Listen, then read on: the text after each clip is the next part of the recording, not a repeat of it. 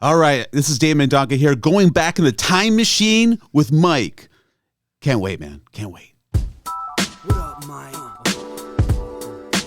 I live in the time machine, Dave. Is that right? I've never left the time machine. Have you not listened to this show? Yes, I have. A few episodes, yes. All right, save that fire. We're going to get into it. Nostalgia time. Nostalgia alert. Shout out to Storm and Norman Rumack. Welcome to episode 1856 of Toronto Mic'd, an award-winning podcast proudly brought to you by Great Lakes Brewery. Order online at greatlakesbeer.com for free, local, home delivery in the GTA. Palma Pasta. Enjoy the taste of fresh, homemade Italian pasta and entrees from Palma Pasta in Mississauga and Oakville. Visit palmapasta.com for more. Fusion Corp's own Nick Iones. He's the host of Building Toronto Skyline and the new Mike and Nick, Left versus Right, two podcasts that you ought to listen to. RecycleMyElectronics.ca. Committing to our planet's future means properly recycling our electronics of the past. And Ridley Funeral Home, pillars of the community since 1921. Joining me today, making his Toronto Mic'd debut, it's Dave Mendonca. Yes. Let's go, man. Mike, thank you, We've already gone. Let's go. God, listen, listeners, that is like a live reading. Like, this is not like a pre-recorded intro. Like, that takes guts, Mike. Does it? I like to walk on the high wire here. Tell me, I don't go on a lot of podcasts. Do podcasts typically have a canned intro? Yes, they do. Especially if there's sponsors involved, definitely. Right. But yeah, is that because they're chicken shit, Dave? They're afraid they're gonna mess up the live read. Absolutely. But this guy's got balls, man. Mike's got. I do have balls. I do. Dave, thank you. It's about time a guest came on and told the listenership I have balls. Okay. There you go. You brought me a gift, and I rudely rejected it in the driveway. And I said, Dave, take back this damn gift and give it to me on the recording. I don't want to talk to you. I was kind of rude to you, was I not? Very, very much so. I was quite offended. I was about to just leave. But this is the new thing. Ever since I won my prestigious podcast award, I've decided to treat my guests like dicks. Like I'm treating you so rudely because I don't want to hear a syllable from Dave Mendonca until we start recording. But we're recording right now. What do you have for me there? So here's the thing. You know, okay, my background's Southern European. Okay, my parents are Portuguese, that kind of thing. Okay. So Southern European culture, when you go to somebody's house. Yeah. I'm in his basement, guys. I am in Mike's basement. I live here. I live in this house. So he was very kind to invite me over. So I'm not going to bring wine. It's like the middle of the afternoon, like lunchtime. I thought, get some Timbits. Okay, thank you, man. There you go, bro. So thank you. Thanks, man. I hope I wasn't too rude to you before we pressed record. But really, thank you for being here. No worries. Because I joked in that little intro there that I feel like almost every episode of Toronto Mic'd has a healthy wallop of nostalgia baked in. Yeah, I love it. And you're like emerging. You're self-appointed, maybe. We're going to talk about it, but you're the nostalgia guy. Yeah, man. Like, I got this TikTok called Nostalgia A, and that's all I do, man. EH. Like A, right? I'm just letting the listeners know. Yeah, exactly. It's the Canadian, right? So it's like 80s and 90s nostalgia. Like, I'm a Gen Xer. I'm on the younger end of Gen X. Were you born in the 80s? No. Okay, then that's fine. Late 70s. Okay. Late 70s. So, yeah, man. So I love this stuff. You know, I've always been a trivia guy. I just consumed TV movies back in the day, 80s and 90s. So listen, you and I both. I feel like this chat, we can go anywhere you want, okay? I'm just telling you, the only rule is there's no rules. Okay, cool.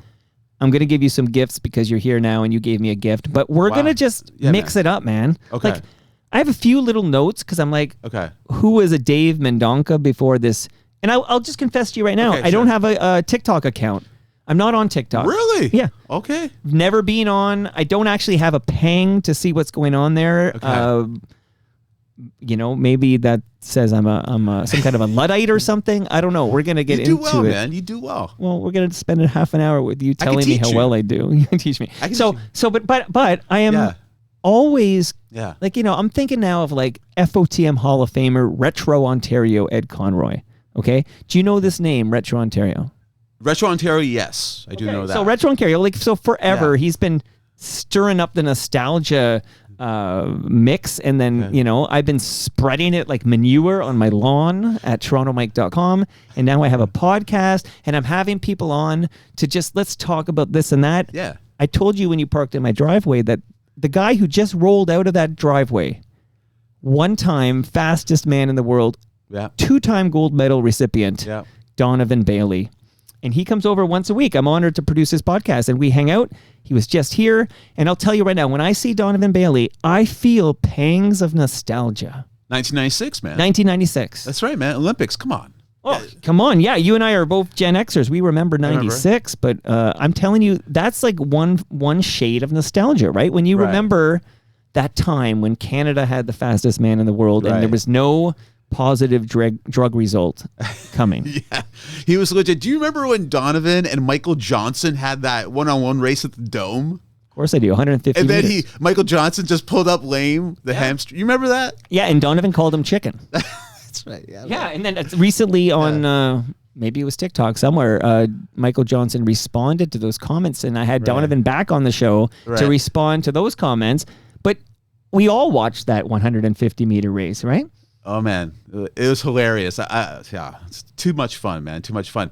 So, okay, let's talk nostalgia here, man. I'm looking at your wall here. Yeah. He's got, like, like an old Shoppers Drug Mart.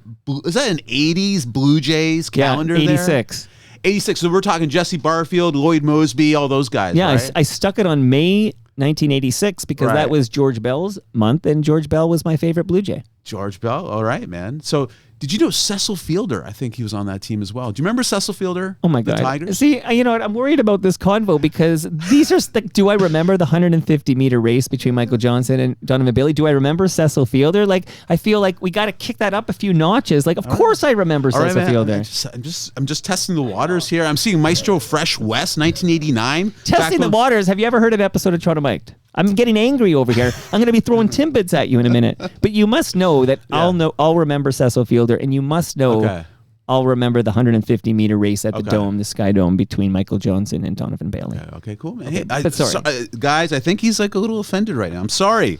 Like, I brought Timbits. I thought I was, nice here. And so what? You were saying something about the Maestro.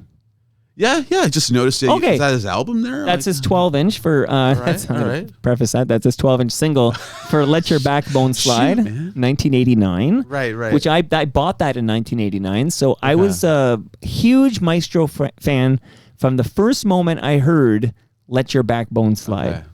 Solid jumping point. And I thought to myself, and maybe Maestro heard me think this, and he stole it for a future name of an album. But I said to myself, ready for this? I said, nah, this kid can't be from Canada.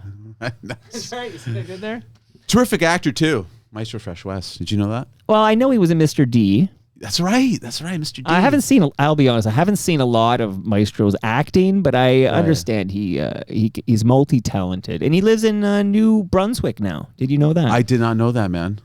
He left us, and he lives in St. John, New Brunswick now. He's a Maritimer now. Good for him, man. That's awesome. I love Maestro. So, Dave, before we get into more nostalgia, that was all a teaser. Do you think maybe we could spend a couple of minutes, who were you before the TikTok channel? And what's the name of your TikTok channel again? Nostalgia E-H. Right. E-H. And by any chance, does that content go anywhere else, or is this like a TikTok thing? It's a TikTok thing. That's where I'm growing the whole shebang. Gotcha. And, but yeah, man, Mike, it's been quite the ride career journey-wise, man. Do you have time? Let's make time for it. Okay, so tell me, because I know you have a bit of a sports media background, but let's go back even further. Dude, yes. Tell me the abridged version of the Dave Mendonca biography, and that gets you to the score and the sports media, and then we'll weave some questions into that, and then we'll get you to the nostalgia. Gotcha. Okay, so basically Toronto-born, but grew up in Brampton, Ontario during the 80s and 90s.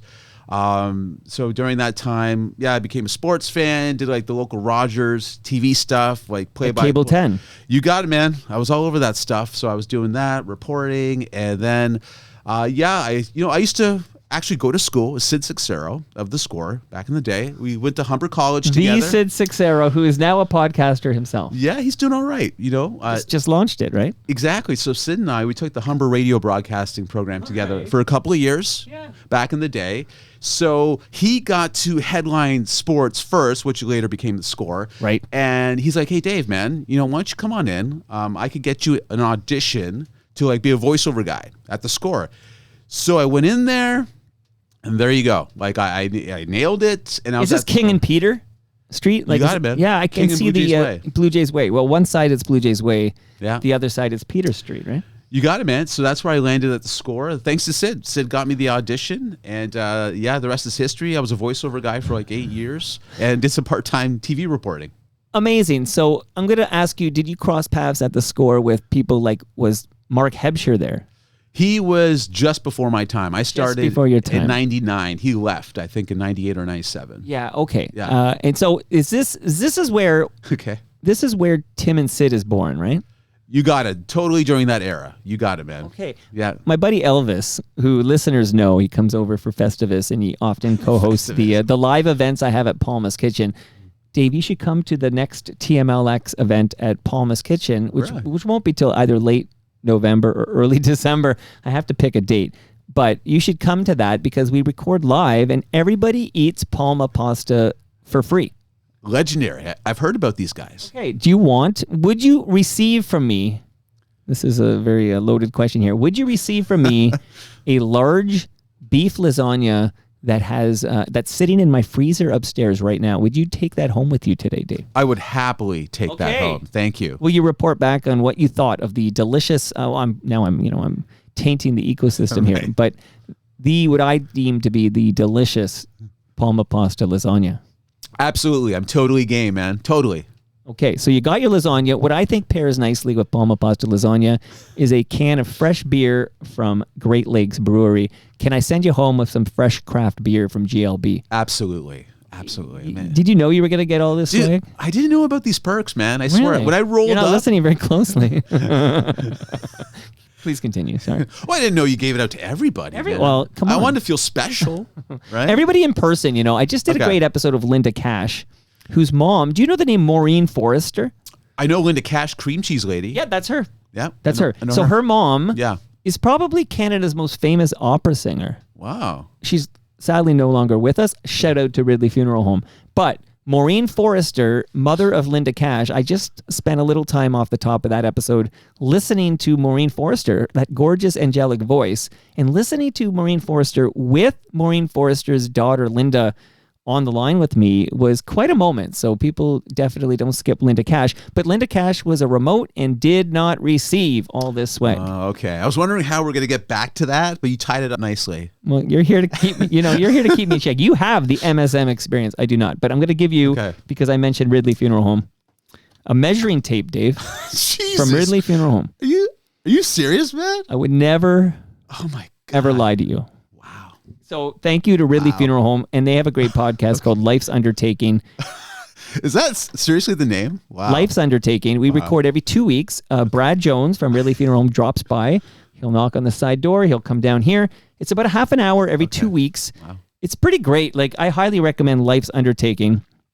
And while you're subscribing to podcasts, I want to let the listenership know that Nick Iones has a couple of great podcasts. One is brand new and features a lot of me, which is either a good thing or a bad thing, depending what you think of me. But I want people to know Building Toronto's Skyline. We drop new episodes every 2 weeks. That's Nick Iones' podcast. And there's a new one called, it's called Mike and Nick Left versus Right, where we literally just chat for about 25 to 30 minutes about what's happening in this mad, mad world, Dave, because it's pretty chaotic, and we try to have civil discussions. We bring our unique perspectives to the table, and we just chat it out. Got it. Okay. Well, you got it? You going to subscribe? Let me see that phone. Whip out that phone and subscribe. It's charging right now. It's somewhere down there. Do you find you've got a drawer at home full of chargers of old phones? Like maybe you had a phone you haven't had in 20 years, but you still have the charger? Absolutely. Chargers of all sorts, man. Like phones, laptops. You got it. I'm going to help you out here, Dave, because I like you, and we're going to mix it up. Pure nostalgia the rest of the way. Okay. If you go to recyclemyelectronics.ca and you put in your postal code, you'll find out where you can drop off those cables, those devices, the computers, the old electronics to be properly recycled so those chemicals do not end up in our landfill. Oh, wow. This is great. You're quite the pitch man. Well, that's it for my pitches. And if you want me to pitch your stuff, Mike at TorontoMike.com. There's room for one more partner. Love it. So maybe Dave, I could pitch Nostalgia A on TikTok. Okay, so all the listeners on TikTok are already there to check out what you got. Okay, so, cool, man. But we're gonna mix it up. So when you're at the score, do you cross paths with? And maybe he's gone by then. Elliot Friedman. Absolutely. Great guy, so knowledgeable, so down to earth. You know, I don't know, when he gets into a room, he's just a cool guy to be around, and he has time for everybody. He's not a diva. Elliot is not a diva. I haven't seen him in a while, but I know when I worked at the score, he had time for everybody. And such a talent, man, such a multimedia talent. Well, your first sign somebody is a decent person is they'll carve out 90 minutes of their life to spend in your South Etobicoke basement. Because Sid Seixeiro won't do that. Listen, man, I can't speak for Sid. I'm blaming you. No, don't blame me, man. You know, Sid's got his reasons, but I'm sure, like, if you reached out to Elliot, has Elliot been on the show? Yeah, he's been over. He was an early guy to come over, actually. Kudos to Elliot because he didn't wait for this, roster of 800 heavyweights to whatever, 1,000 heavyweights. He was an early adopter. He came over, sat right there. We had a great chat. Loved it very much. By the way, when I brought up Elvis earlier, I'm going to just tie this back and then we're going to get into it. Because Elvis has this like love-hate relationship with Sid Seixeiro where I think he loves to hate him. Like it's a wild dynamic. But he was telling me the other day on WhatsApp, he was telling me Sid Seixeiro is talking on his podcast about these expensive watches that don't have batteries in it. And he was like, this man is a lunatic. What's your thoughts on wearing a watch that doesn't actually work? I wouldn't do it. I have a phone, has time on it. It's not my thing. Like, is your watch literally just for styling? Like you're not even going to put a battery in it so you can know it will have an accurate time on it? Again, I don't know what's going through his head. It's not a move I would do, but I'm sure he has his reasons, man. But do you think somebody who would wear a watch and not even consider putting a battery in because they don't care that it actually works, a bit of a madman, maybe a lunatic? Would you alert authorities? Not me, man. I think he's got something around fashion. Maybe it's a fashion statement. I don't know. Okay, you're a friend of Sid. You're careful here. Okay, I won't call the authorities yet, but Sid, the door's still open if you want to come over. By the way, just one note on Elliot here. Yeah. Get serious before we get nostalgic here. And I even have a quick audio clip from a diehard listener. Surname is Draper. I'm trying to remember first name. I think it's Dawn. So I'm going to play that from this guy, okay? Sure. But Elliot Friedman, I think it's the most recent Hockey Night in Canada telecast, which would have been Saturday night. During the second intermission, he said this line, and I want you to tell me what you think of this line, okay? All right. It's like dating. The more they say no, the better they look. Okay? This is the line, okay? Okay. So it's kind of sparked some interesting I think some good conversations. Like the only opinion on this I think that matters is what women think of it. I don't think it matters what us two dudes think of it. Okay. But I am, because you're in my basement right now, Dave. Right. What do you think about that line? It was an off-the-cuff remark. It's like dating. The more they say no, the better they look. Elliot said this. Okay. This conversation has totally gone off the rails. I was not expecting this to happen. You need to do some research because I didn't know if you were following this or not, but I say that's one of those lines. I bet you anything Elliot would tell you. Right. He'd take it back if he could. Okay. It wasn't well considered, well thought out. And there's nothing, and I don't know why I'm speaking for Elliot. Elliot can speak for Elliot, but I'm certain that there's nothing nefarious meant by that. But I would bet if he could redo that intermission, he would use a different like metaphor. Absolutely. Like I don't know what he was thinking in that moment in time. I think the spirit of what he's saying is that it's like when there's some psychological dynamic where the person who doesn't want you and then you start to want them more or whatever. But I think he'd take it back and maybe don't use the dating metaphor for the hockey trades, etc. Right. Yeah. Just had to phrase it differently. Yeah, man. Phrasing, mother. So before you became Nostalgia Man, am I right that you got to speak with the legend that is Vince Carter? Am I right? Yes. Oh, yeah. I covered the Raptors as a part-time reporter with the Score in the early to mid 2000s, and I would routinely bump into Vince like in the locker room after games, before game stuff like that. Nice guy, always had time for you, kind of thing. Like Vince was always a good guy to me. So he was always pleasant to you, right? Absolutely. Like I felt personally he got an unfair shake, but he quit on us. Like he did stop dunking. Do you remember this? But you sure you do. But there's also the story that at the last ditch effort he tried to get back, but the deal was already done, that kind of thing. Come on, man, get that statue up for Vince. Get it up for him. Do you think that should be the first statue for Raptors? Oh man, I know. Yeah, Kyle did a lot of things. Obviously, man, I'm torn.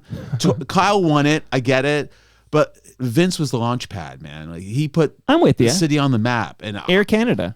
Exactly. In my opinion, I think he should be the first to get. In my opinion, he was half man, but he was half amazing. Oh my god, dude, man! You're gonna ask me if I remember that now. Oh, so wow. I would say I was a huge Vince fan, and I would honor him tomorrow. Yeah. Right. But because I lived it, and you were living it closer than I was. But I distinctly remember we had that GM. Babcock. Rob Babcock. Yeah. Right, Babcock. Yeah. Babcock. And it was a bad time for Vince and everything, but without a doubt, he wanted out and he definitely stopped giving 100% on the court. Like, it's tough when your star player decides he's going to half-ass it until he's out of town. And then when he goes out of town, I think he went to New Jersey, then he'll turn it on and he'll give 100% again. Like, that is a bitter pill to Paulo. A bitter pill to swallow. No, I get it, man. No, you're right. Listen, man, he didn't, at the tail end there, he was fed up. There's no doubt about it, and there's no excuse for that. But when you look back at his contributions, man, like, I think, I can't speak for everybody in the fan base, but I know for me, all is forgiven, man. All's forgiven? Well, let me ask you one last thing about Vince, because I was reading that you were interviewing him. Yeah. The day of Game 7. Philadelphia 76ers, okay? Yeah. Allen Iverson. You might remember this game. Yeah. Ask me if I remember this game. I'm guessing somebody's offended here. I'm sorry. I'm offended that you didn't think I remembered Cecil Fielder. Like, that's like, I'm older than you. Remember that, okay? Okay. So respect your elders. But here we go, Dave. I'm asking the big question here is, and I know it was important to him, but should he have gone to his convocation at North Carolina the same day as Game 7 of the second round? Like, when I say it out loud now, he sounds crazier than Sid Sixero. If it were me, Mike, I would have played the game. I would have not gone. I would have focused. I wish it was you. You might have won that game. Yeah, man. But he was so close. He was close. No, he was close. It was a three-pointer that rimmed out. And if it goes, of course, close only counts in, grenades and horseshoes. Okay, that's when it counts here. I think that's actually, like, if I knew there was a big Game 7 second round for the Maple Leafs, let's say, which happened last season, and Austin Matthews was going to go to his graduation in another country and then fly back for Game 7, we'd roast that SOB, man. I'm telling you. Yeah, I get you. I don't know. Yeah. Maybe we did. I mean, I'm still roasting him today, so maybe Vince did pay, but come on. No, I'm with you, man. Yeah, okay, at the time, sure, yeah, he deserved that criticism for sure. But when you look at the total body of work, the impact, I don't think he needs to be hated anymore. Last question on the interviews before it's all nostalgia the rest of the way. Okay, sure, man. You interviewed Beyonce? Yes. All right. So this was when I was an entertainment, like, print reporter. Okay, I was like a freelance guy. This was after the Score. I was like a freelancer. So I was doing a phone interview with Beyonce. Okay, so the lead up to that. So you don't just get Beyonce out of the blue, like me being a total nobody, right? So here's the deal. Yeah, like, how did you get on the phone with Beyonce? Absolutely. So I used to write for this magazine, online magazine called The Tub. It was like a Southern California based online magazine in like 2007, 2008. Okay, so I know it's so weird, man. It's so random. So I'm like, you know what? Like, it was a magazine about music, believe it or not. Yeah. So I reached out, like, at the time, Solange, Beyonce's sister, right? Had like a CD out early that year, 2008. I reached out to her dad, Matthew Knowles, who at the time was the manager for Solange and Beyonce. Right. So back then, I'm like, here's the strategy, right? Okay, guys, this is what we do. We reach out to Solange, okay, Matthew, and pitch it. Hey man, we'll do a little piece about her, and he bit. He's like, yo, let's do Solange for sure. So I did a little write-up on her, like after I interviewed her via phone as well. So here's my strategy. The strategy was, okay, so you do Solange, get her out there, show Matthew the piece. He liked the piece. 6 months later, we got to get Beyonce because she had a CD later that year. That's what I did. Paint by numbers, Mike. You played the long game. You got it, man. And that's smart. Like when I had Paul Myers on, because I figured I'll parlay this into Mike Myers. There you go. Didn't work for me. I'm still waiting for the Mike Myers exclusive. One day. It's gestating. It'll get there, man. It's happening. But yeah, so that's how it worked, man. Then I reached out to Matthew again 6 months later, and he's like, yes. So the next step was, I think it was Beyonce's like label rep, PR rep, reached out to me, and we teamed up on like scheduling. And then I finally got her on the phone. So this was back in 2008. I'm in my Scarborough apartment. It was like Pharmacy and Finch. Right. I was in my bedroom, carpeted bedroom, blue paint in the bedroom for some reason. And I was sitting on the floor. I had a recording device connected to my phone back then, okay, to record the interview. Right. And here's me just sitting in my shorts, just sitting on the carpet, and just I'm with Beyonce. I had to psych myself up beforehand. I'm like, okay, dude, you're about to talk to Beyonce. She's just a girl, man. She's just a girl. You got this. That's no doubt. I'm just a girl. You got it. So I get on the line with her, talk to the PR person first, and then we get into the convo. And I'm just asking her about her career. I'm asking how her, long did you get with Beyonce? I have interviewer guy questions now. Yeah, no worries, man. I think I got like a good 10 minutes with her via phone. Okay. Yeah. So, and the PR person, were they very specific, very clear with you where you could go and where you couldn't go in that 10 minutes? Yeah, there were guardrails. Like you couldn't, there was something, you couldn't get personal or anything like that, any personal stuff. You can't ask about what the hell happened in that elevator with Jay-Z and Solange. Like, remember that? That was the moment I'd be asking 10 minutes on that. And the PR person would come on and say, this conversation is over. Oh, yeah. She would cut you off so bad, man. What do you think of these guardrails? Like, I understand that Beyonce's at a level where she can dictate the rules. If you want to talk to her for 10 minutes, these are the rules. Right. I understand that's her right as a human being on this planet Earth. But as an interviewer, man, that sucks, right? Like, but you have two things, right? There's one thing is you're under this banner called Tub, right? Like, so you're representative of Tub capturing this conversation. Actually not. Okay. No, this is the little... That's how you got the first one. That's how I got the first one. Gotcha. But once I landed Solange... Right. Once I got Solange, I cleared it with Matthew to get Beyonce. I reached out to Houston Press, Costco Connection, all these bigger outlets. And that's when Matthew's like once I got the okay from these bigger outlets, he's like, okay, let's do it. Okay. So I was representing Houston, Houston Press and stuff like that. Okay, but you followed the rules you were given. You got it, man, because you got to understand, I was an absolute nobody, freelance guy type of thing. So you weren't the nostalgia guy yet. I wasn't big time yet. I didn't want to rattle the nest, man, Okay, so now it's all nostalgia the rest of the way, okay? Let's see. So I got a quick comment. I'm playing about 7 seconds from this guy named Don Draper. You ready? Don Draper, yes. Let's go. Nostalgia. It's delicate, but potent. Did you, Dave Mendonca, ever watch Mad Men? Bits and pieces. Okay, so there's probably the best scene in the whole damn series is a pitch to Kodak. Right. By Don Draper regarding what they call now the carousel, but they were calling it the wheel. Right. And it's basically this, he talks about nostalgia and this guy Teddy and what is nostalgia and how the memories that come back in this carousel. Like, and there's a whole moment where he's like, it's not a wheel, it's a carousel. And then honestly, even thinking about it now, like this is so I wanted to play a little clip, but that's for the Mad Men heads out there.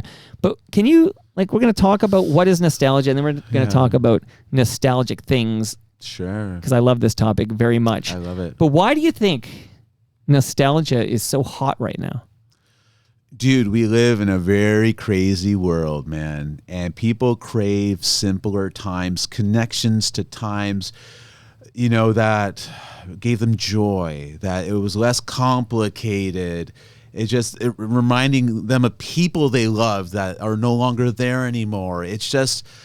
it's such a touchstone, man. It instantly gets you back in time. Like when you're exposed to a piece of music, a piece of video, print, whatever, smells.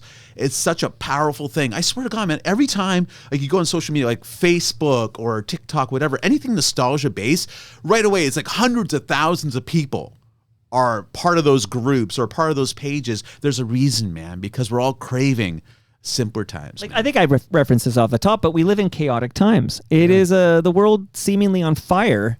Yeah. And if you can go back and remember a time when things at least were seemingly simpler. Yeah. I'm not saying they were simpler, but they were, we didn't have the social media and the AI and all this, and the bots and all this. So a return to a seemingly simpler time can be rather soothing. But, Dave, before you even comment on that, you will admit there is and I think this is in that Mad Men, I only pulled the 7 seconds, but like there's a bittersweet component to nostalgia because you're going back to a simpler time in the vein of that is the past tense and we don't live there anymore. That's the heartbreaking part of it, right? And that's the yearning for it. You get the bitter with the sweet, right? When you think about nostalgia, there's no doubt about it. But it makes it so powerful, man, when you have that kind of connection to it. Because you're right. You feel sad about it, but there's also like a gratefulness that it happened.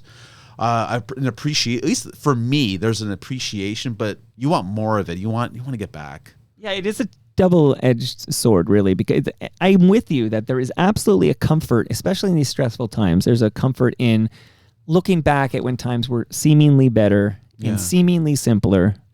And then you have the bittersweet part, which is that is in the, shout out to Pearl Jam, that's in the rear view mirror. Yeah. And you can't go home again. You can't go back. So, Mike, tell me something, man. When you were Dave. When you were growing up. Yeah. Oh, okay. I'm still growing up, but yeah. You're still growing up. Okay, so, say today, right? Say, is there like a place today that you visit or like drive past that whenever you go there, it just takes you back? Is there a place like that for you, like a restaurant or like a playground? I don't know. Oh, so I would say Lake Ontario. Like I've found great peace and comfort in riding along the lake. And I wonder sometimes, well, there's many reasons for this. One of which is it's a freaking lake. Like what a beautiful piece of nature or whatever. Sure. But the other is it feels like a constant. Like I can remember being like, 12 years old and riding the Martin Goodman Trail in that same lake. Like everything's so different now, the city, but the waterfront is relatively unchanged over the last, 4 or 5 decades. Right. Like it's just, this is pretty much how it looked in 1985. 85, my goodness. Do you remember 85? I do. I was a little kid. Do you remember the drive of 85? Of course, man. AL East champs, right? Come on, man. First time, and that 7-game series against the Royals, which was the first time the ALCS was a best of 7.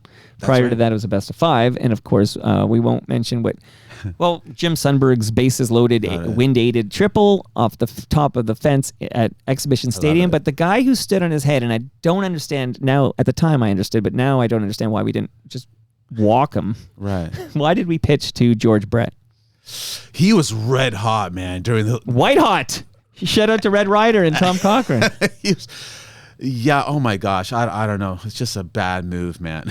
Well, you know what? That's another thing about things that, hindsight is 2020. So Do you remember in that series, Dave Stieb, like in that year, he had the most incredible slider, vapor lock slider.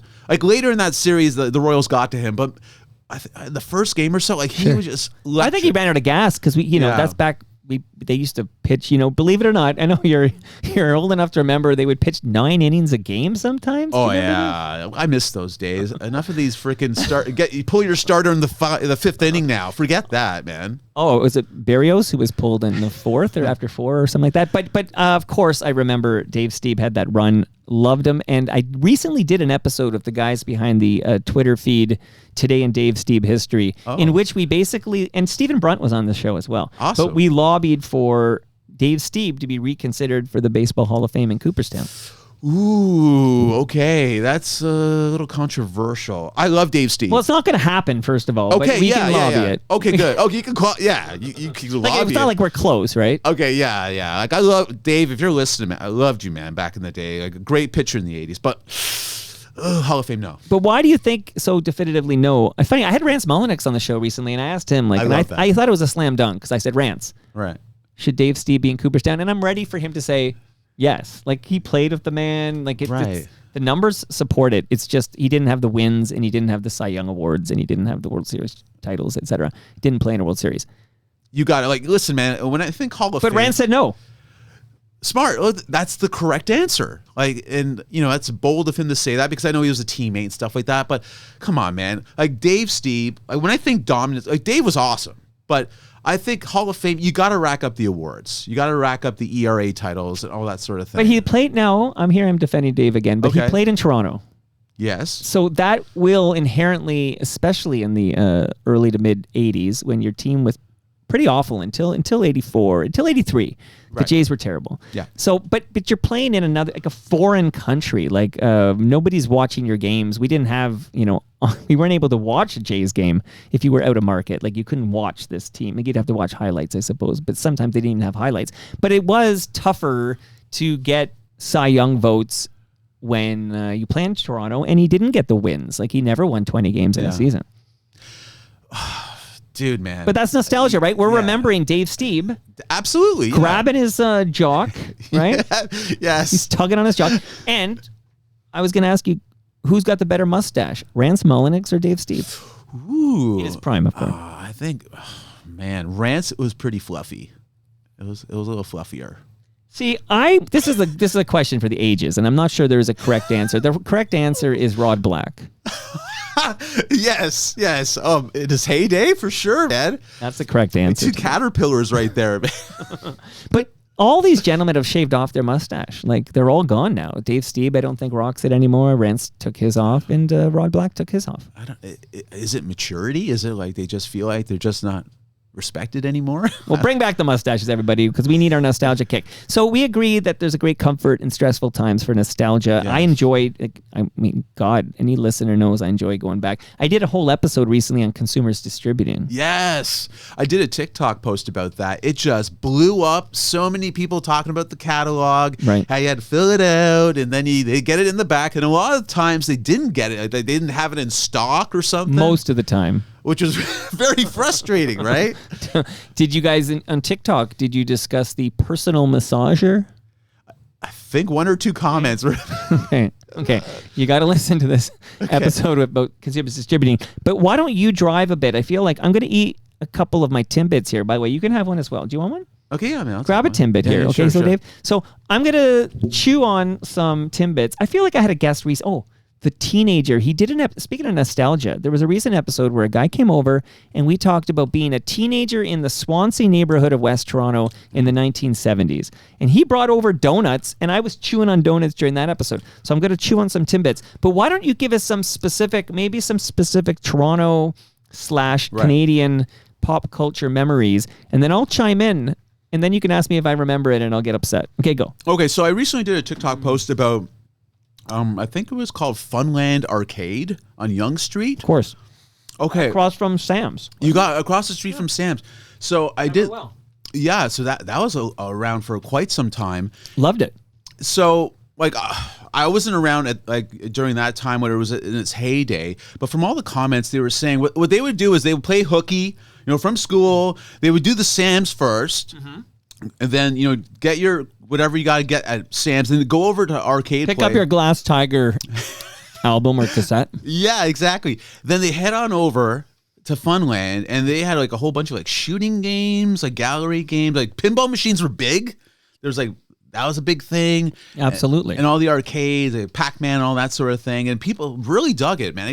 That post got thousands upon thousands of comments and stuff. Because that is something seemingly gone. I know that I can go to the Islington Queensway's Cineplex, and they have a pseudo arcade there, okay? Yeah. But I got to go to the bank first and get a loan before I can afford to play those games. There was something about, at the time, it seemed like I could come up with a couple of bucks, We had $2 bills back then, and you could get 8 quarters, and I could play 8 games. And if you were pretty good at it, that could last you the whole trip. Like, it just seemed like this was an attainable activity for somebody who doesn't even have a job and just went downtown.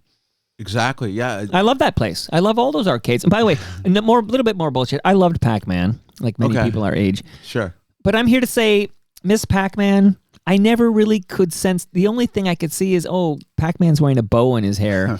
But the game itself, I couldn't tell the difference. And there was Pac-Man Jr. too. Like, the game seemed to be identical to me. Yeah, it was lackluster. It didn't have the bravado. Well, that's bullshit, right, Dave? Absolutely, man. Like, yeah. I didn't play Miss Pac-Man. Like, I played it a little bit, not too as much as Pac-Man, but yeah, it just didn't have the oomph. I feel, that's for sure. Hit me with some more. Okay, Funland. I love the arcade scene. Okay. So also, how about like downtown when it was just the CN Tower, like before the Dome? Like, what was Toronto like back then? I don't recall ever. I remember, yeah, okay. So I do recall a Toronto that didn't have the Dome, because I remember my parents driving us in to visit relatives downtown, that sort of thing. But I remember recently just seeing some images of just the CN Tower. It was all the CN Rail, the big circle tracks and everything. Yeah. So for me, I got a couple years on you. Yeah. You're late 70s. I'm 74. Okay. So the thing we would do in high school was we'd jump on the TTC. We'd take the subway probably to Yonge and Bloor, and we'd go down to usually Dundas, but we'd start at the Eden Center. Like, it always began at the Eden Center, which, by the way, you were risking getting rolled for your Doc Martens, okay? But you knew it. Boy. Like, I don't know if that's the nostalgia you want to talk about, but without a doubt, it was a very real fear you might get rolled for your Docs. Like, Seriously? I got 4 kids. I don't remember ever having a chat with them. James, I know you're going downtown with your buddies. You might get rolled for your shoes. Like, this conversation hasn't happened. I don't think it's a fear anymore. But I'm being serious with you. It was a very real fear that you'd be swarmed, and they may demand your, 3-hole or 8-hole Doc Marten shoes. Jeez, man. Never happened to me. But Right. we all had stories in the schoolyard about people who knew people who it happened to. Like, it felt like very real fear. So a lot of crime back then, no? These swarms of unruly teens, unless a lot of this might have been legend, although in a minute I'll tell you about my C&E memories, which I witnessed it firsthand. It was not legend, but okay. Oh my gosh. We print the legend around here. No, we don't. But so it always began at Yonge and Bloor. Right. It always included a trip to Sam the Record Man, which was just across the street from the Eden Center. So not Yonge, sorry, it didn't start at Yonge and Bloor. It started Yonge and Dundas at the Eden Center. It always included going to the record shops. There were a few. Like, it wasn't just Sam's. Like, there was A&A, and then at some point, this was a big moment for us teens, 333 Yonge Street opened a brand new HMV. Right. This was a big deal. Yeah, Someone from Degrassi was working in that basement where the hip-hop was. Like, this was a big deal. I bumped into Kish one day. Really? Do you remember Kish? Kish. Kish was Sounds Order familiar. from Chaos. He had a big hit, Rhyme the World in 80 Days. Right. Yo, Kish, you came from Africa? No, Japan. So it was pretty cool stuff. But okay, so we'd start at Yonge and Dundas, and then we'd work our way north to Yonge and Bloor. Like, we'd do the system here. There was head shops we'd pop into. Speaking of docks, there was a place called, I think it was like College in Yonge, but it was called IXL, where you could get like a pair of docks for like $75, which was where we'd go and buy our shoes. And there was various hot spots along the way from Yonge Dundas walking north to Yonge and Bloor. Wow. That's what we did. My gosh, that area's changed a lot, man. It's changed a lot. Are you kidding me? It changed a whole lot. But that was the route, and we did that most weekends. We did that. Oh my I goodness. mean, that was man. it. Like, you're Okay. Brampton. My Brampton, local yeah. station was Jane Station. Okay. So I had to take a bus, and then I would be at Jane Station, and then we'd head east, and then, like I said, Yonge and Bloor, and then shoot south to Dundas. But yeah, we had our routine. And then at some point when I was about 16, in the summer months, we started biking everywhere. And then the TTC got cut out because we just biked downtown. Like, biking became the way we got downtown. And Wow. and that became, when I was a teenager until I was in my early 20s, that became my go-to until for some reason, I don't know why, I stopped biking for 15 years, and then I started up again, and that's how I get around today. You still bike? I've already biked 10K today. Good for you, man. Thanks, Dave. Come on, pay attention. Come on. What do I bike? Get out of here, Dave. Okay. No, listen. So I'm hogging the time here, but please continue, because I'm very curious when you're creating this content for Sure. TikTok. Yeah. Where do you get the maximum response? You mentioned you had a big response from consumers distributing, and I can't blame you. I got a big response from that too. But you talked about the arcade. But what other hotspots are there? Like, what are the go-to topics that you're going to get engagement from? You know what? It's not even just like locations, restaurants, or like that kind of thing. It's people. Like Chef Pasquale. That thing just blew up on my TikTok. I met him once. I met him at the CNE. He was signing autographs at the food building.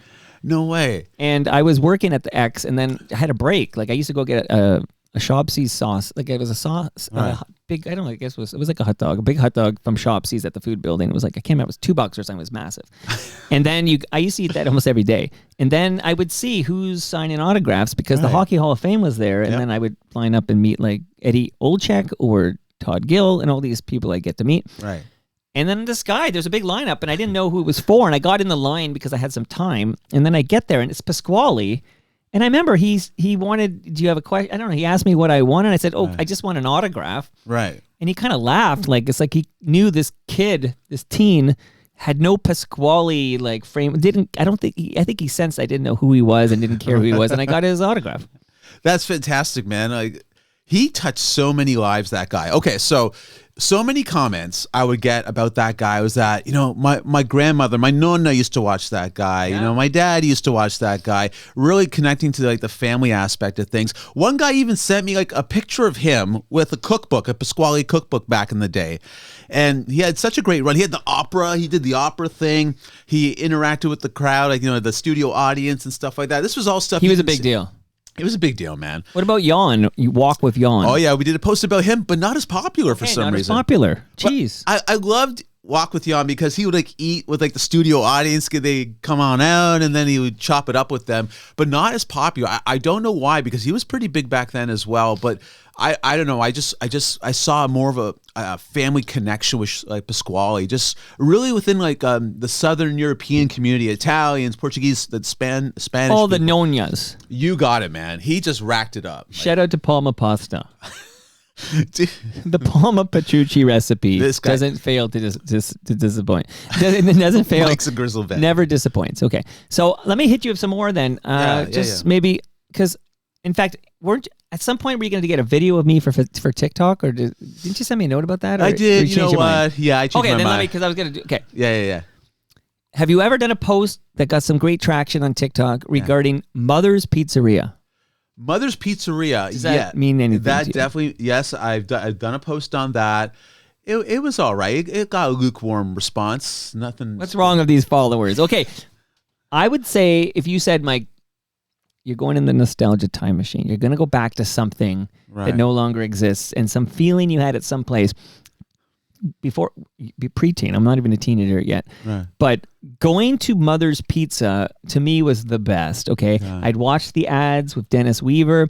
Pizza pasta made perfect. Okay. I'd be at Mother's Pizza. You could get it's the only place I ever in my life remember getting a root beer float, believe it or not. Like, it was just the decor. It was kind of like a Ponderosa style. I don't know what was going on with that decor, but the pizza, I love pizza anyway. I still love pizza, but that whole experience at Mother's Pizza, I wish I could experience that again, but as it was. And I want to pay, there was a Blue Jay link here, because at some point, the investors in Mother's Pizza included people like Ernie Witt and other members of my beloved 1980s Blue Jays. I wish I could remember who it was. Was Lloyd Moseby there? I'm not sure, but definitely Ernie Witt and others were involved in Mother's Pizzeria. Was there like glass, like yellow glass in there? You got the place. Yeah, a lot of glass. Yeah. By the way, I just had a Timbit. Yeah. And it's clearly maple flavored, but there's actually like a filling in here I didn't expect. Okay. A mapley filling. Okay. I'm enjoying these Timbits. I'm glad, man. Like, I just think it's rude if you come over to somebody's place, you don't bring something, man. I had to bring you something. And it's assorted, so there's variety for you. What's your favorite go-to nostalgia topics? Forget engagement on TikTok for a minute here. Like, if just what hits Dave, what pangs where can I hit you where you feel those pangs of nostalgia the hardest? Dude, yeah, 80s movies, 80s sports. That nails me. That gets me, man. Like, 80s movies. It's not Canadian. The Last Starfighter. Jeff Bridges. I loved it. Oh, that's Starman. Oh. That's Starman, Oh, this is 1984. the Disney one? This is Last Starfighter. That's Starfighter, that's Starman. You're right. Starman. Yeah, with Karen Allen. Yeah. Okay, remind me, talk a bit more about The Last Starfighter, because I'm sure I saw it. I just need to It's visualize iconic. It was kind of like a Star Wars ripoff, but basically, the concept is this guy in a small town USA playing arcade games, right? He's so good at it, right? Like just a shooting game. He's an intergalactic kind of game, right? So he's so good at it, all of a sudden, alien dude comes down from the sky and says, hey, buddy, you got talent. We need you up, in Recruits space. You got it. There's like some sort of intergalactic, craziness happening. And I believe the co-actor on there, co-star, she was Canadian, Edmonton native, Catherine, what's her name? Forget her name. Mary Stewart. So her name is Catherine Mary Stewart. There you go. She's Canadian in Edmonton. But it's a legendary. Okay, so obviously the CGI doesn't hold up. But all the fighting in space, it's very arcade-like. It's beautiful, man. I still love it. I know Seth Rogen wanted to redo it, do a reboot, but he couldn't get rights to it. Right. Okay, fascinating. By the way, this Catherine Mary Stewart that you're referencing from Edmonton, Alberta. Yep. My wife is from Edmonton, Alberta. I feel obliged to help somebody with their Toronto Mike bingo card by pointing that out. But she was also in Weekend at Bernie's. Correct. Yes. That's Andrew McCarthy, Jonathan Silverman. Yep. That's right. Yeah. Okay. 89. Yep. Absolutely. So shout out The Last Starfighter. I'm sorry I confused it with Starman with Jeff Bridges, but shout out some other 80s movies that hit you in the nostalgia gut. Do you remember Delirious? Okay. With Eddie Murphy. No, sorry, not Delirious. No. It was a lot of F slurs in that one. Not Delirious. 87 movie, 1987. Oh man, Disorderlies. Yes, with Fat Boys. Fat Boys. Watched it. Yeah, classic. I was a big rap head, and I loved seeing the Fat Boys in a movie. Oh my god, it's so funny how they're wheeling the old guy around and just the hijinks. Disorderlies. I haven't thought of Disorderlies in a very long time. Actually, that's funny. This is my area, Mike. Man, I love stuff like that. So it's for me, movies and sports. Time machine. Well, then you know what movie you must love because it's the perfect crossroads of sports and movie, like hilarious movies from the 80s. The Naked Gun. Love The Naked Gun. The first time I saw The Naked Gun, 1988. Well, I didn't see it. That was when it was released. I saw it a bit later. Yep. But man, that scene, Leslie Nielsen in the bathroom with the mic on, legendary. It's still good. And you know that woman who was running, I think she was mayor or head of police or whatever. You know who she is? No. That's Tony Soprano's mom. I did not know this. Livia Soprano, who's I'll have to Google her real name, but yeah, that's you can see Tony Soprano's mom. Did not know this, man. But that scene you're describing, because I have 4 kids, and I just showed kid number 3 that scene, and he couldn't stop laughing either. It's so priceless because you think he's done. He ain't done, and he farts. Okay, it is just the best scene where he wears that mic to the urinal. Do you remember Batteries Not Included? Yes, I do. And don't tell me, Jessica Tandy? Correct. And her husband, whose name, you'll tell me his name in a minute, but he was in all those movies too. I think her real life husband, I think. Hume Cronin? Yep, that's him. Is that he him? might be Canadian, right? Is he Canadian? You keep talking, I'll Google that one. Yeah, so that... yeah, he's Canadian. For the listeners, it was like, what was this? All these alien-like appliances that came to life or something? Like... Yeah. By the way, he's born in London, Ontario, Canada. Totally random. I that's right. I forgot he was Canadian. Yep, he went to University of Western Ontario. I could do this all day, man. You know what? 80s movie. Very interesting because his mother, seems to be related to John Labatt. Really? Who is, of course, from the Labatt Enterprise. You know, we only drink Great Lakes beer on this show, but apparently there's some brewery named Labatt. I can't remember. Oh, Strange Brew is another great 80s movie with a lot of Toronto in it. 1983, yeah. That's with Dave Thomas and Rick Moranis. Who's the bad guy in that movie? He was like the bad...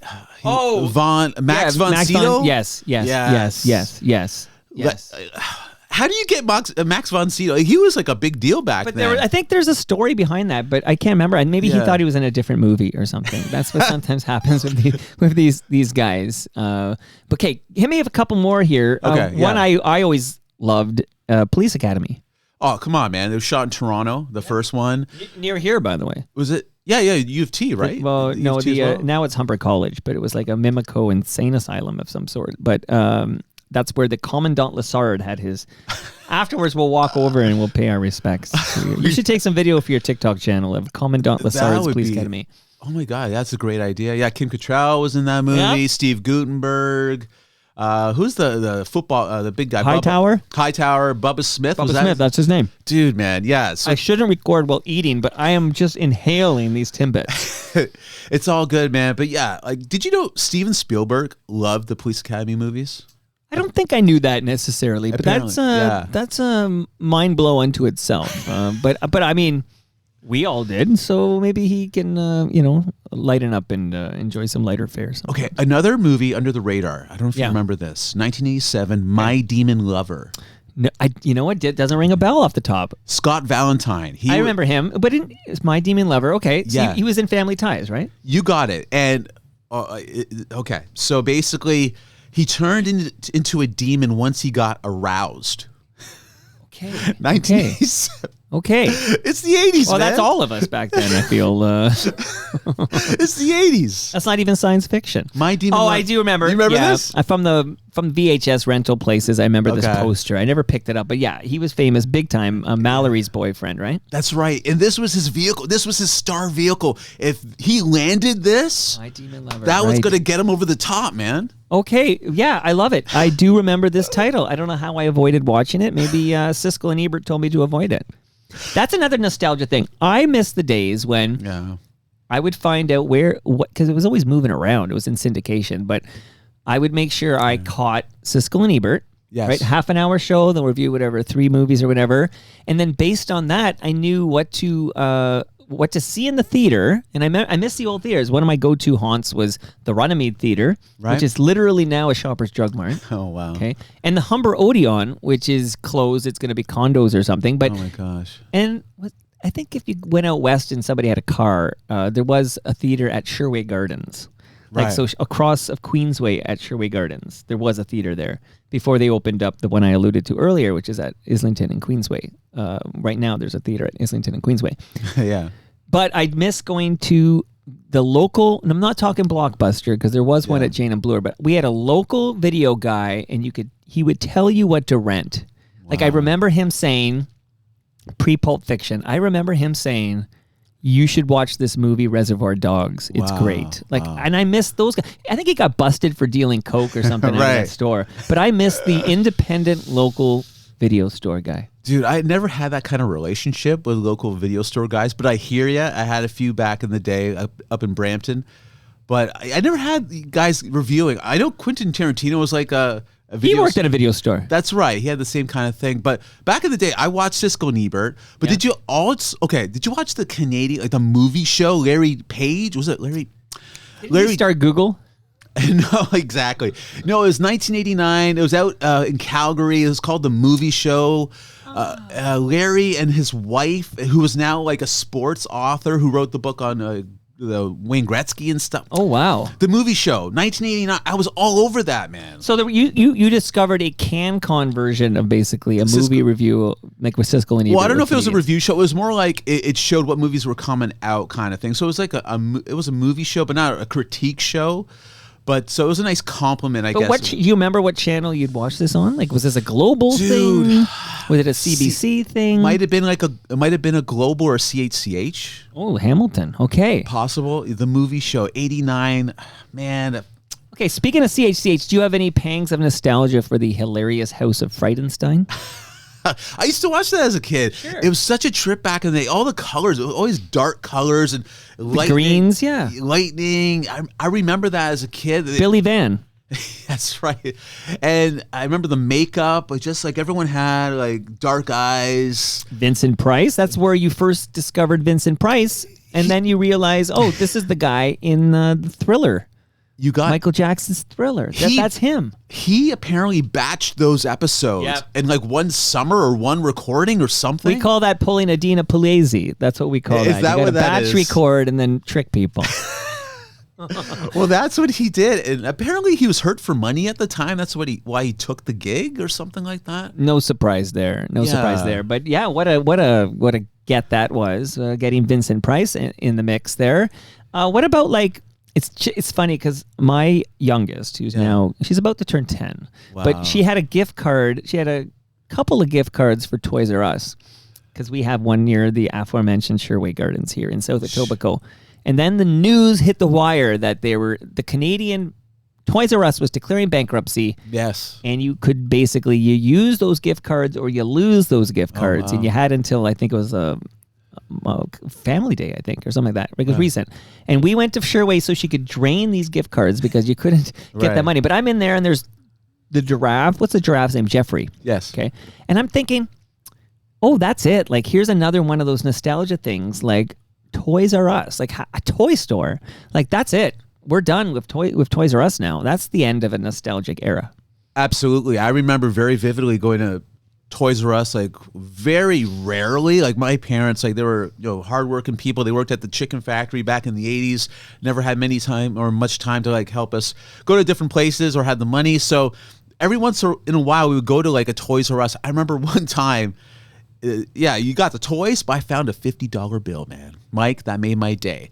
And my mom never. That's a lot of money back then. Yeah, my mom never told me to like give it back to the store. So I just pocketed it, and there he goes. I still remember it to this day. I don't remember the toys as much.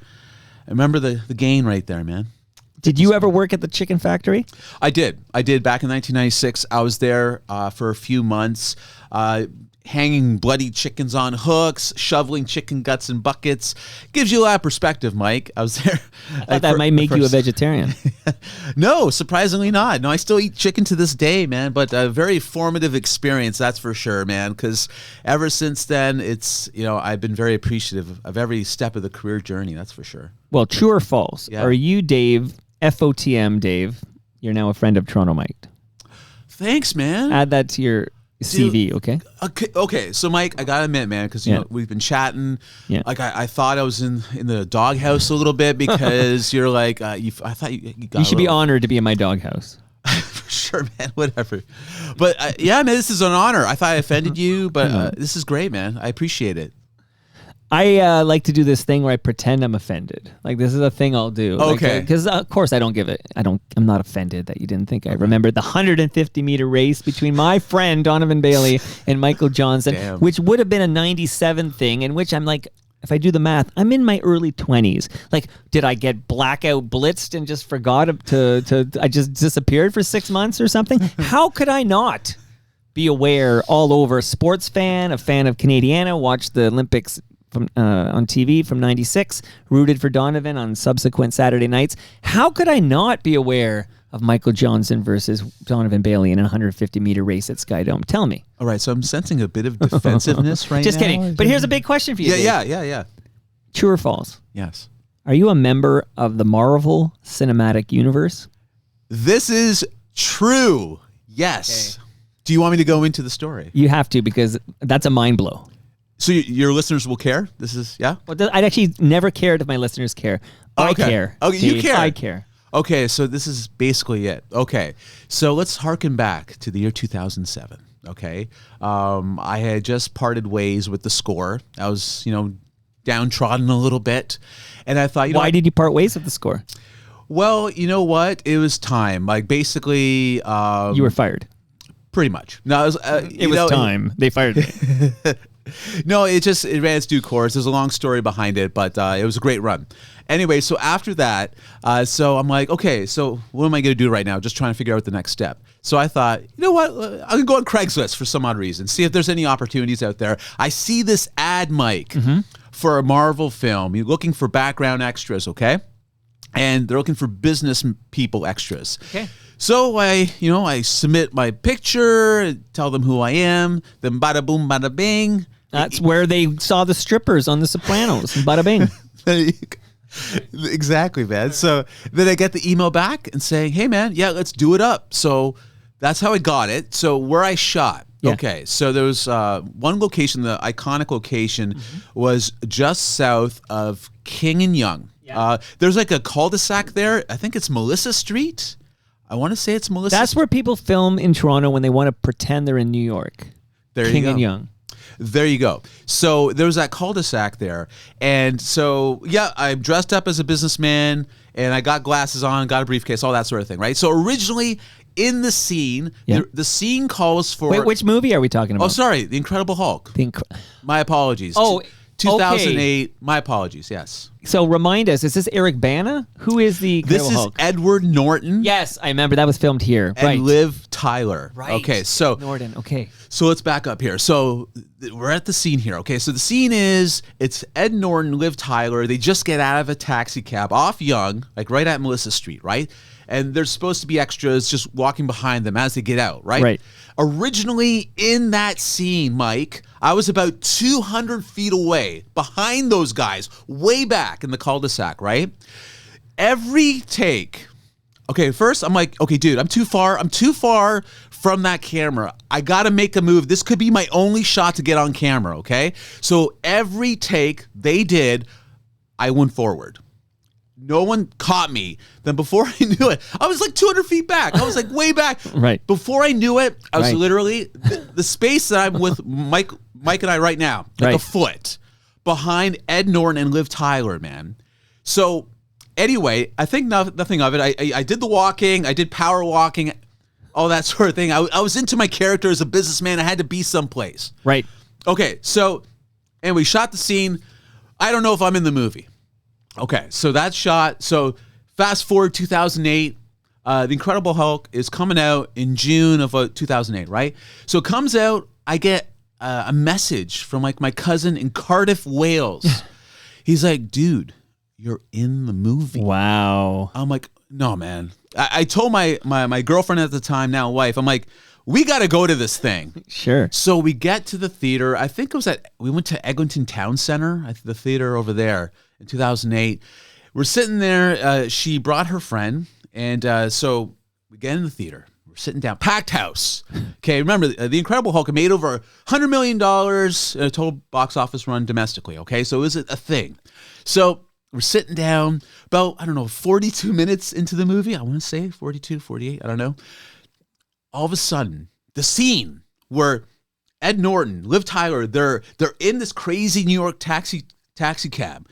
They get out, Liv Tyler screaming at the taxi driver. You'll know what scene once you see the movie. Right. She gets out, slams the door, right? Then directly in behind Ed Norton and Liv Tyler, amongst many extras, is me directly behind them. I flush. Like at one point, I'm right in between them. On camera for 4 seconds. And 1 Mississippi, 2 Mississippi, 3 Mississippi, You got it. 4 Mississippi. That's a long time. it's a long time.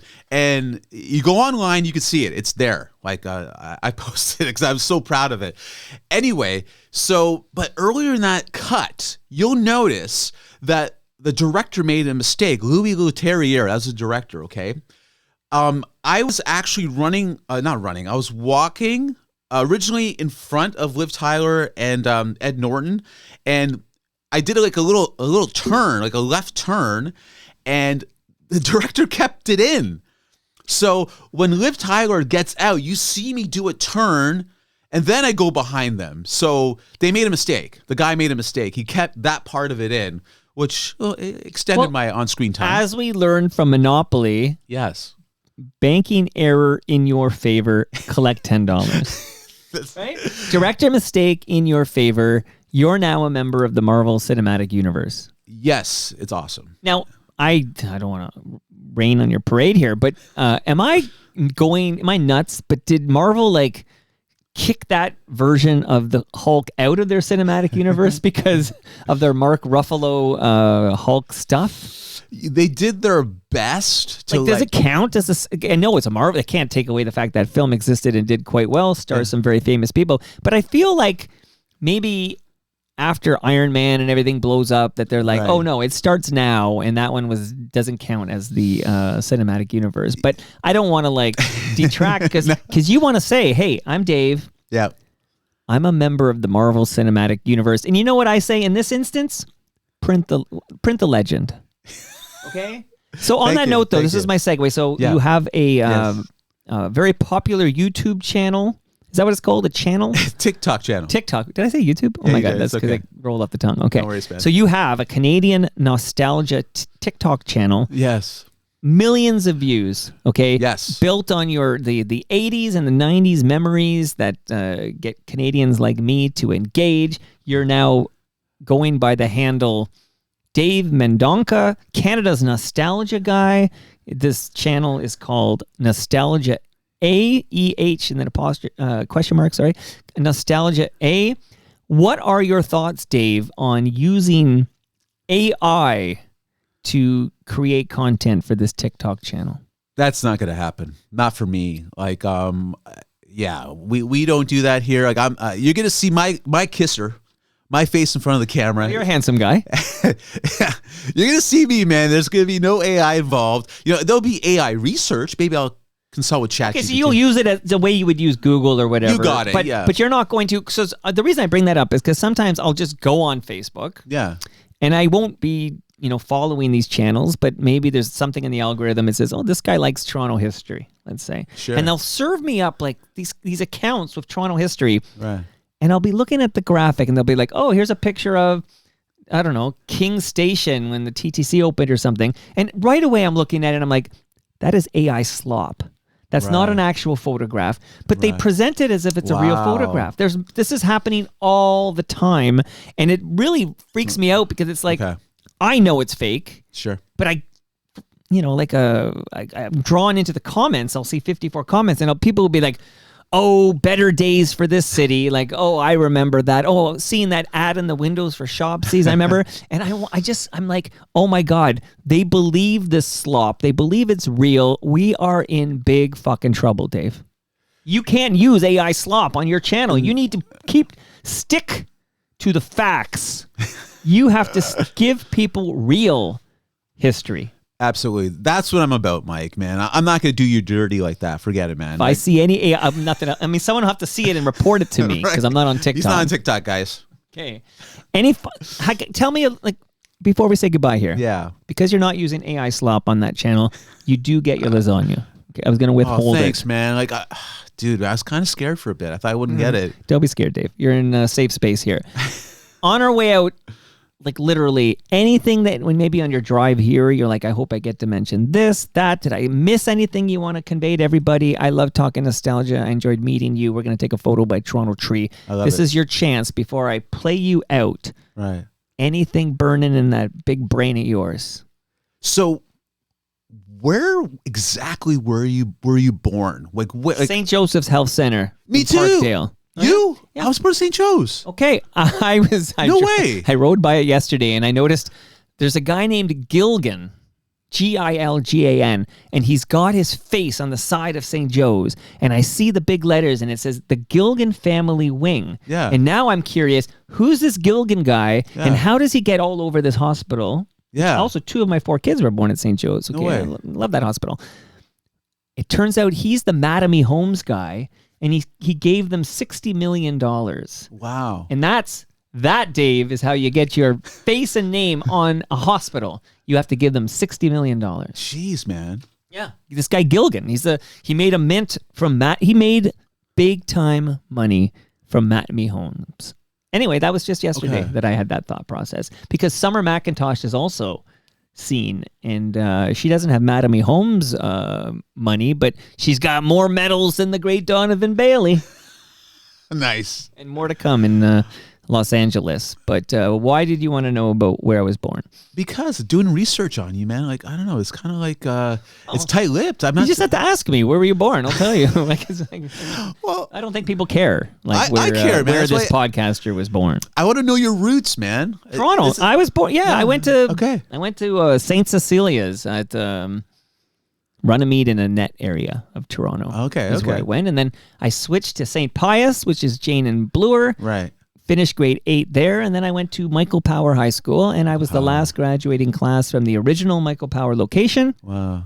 And then I went to U of T, St. Michael's College, and I got a degree, and then I started working, and then since 2018, I have run my own digital services company called TMDS, and now now I only eat what I kill.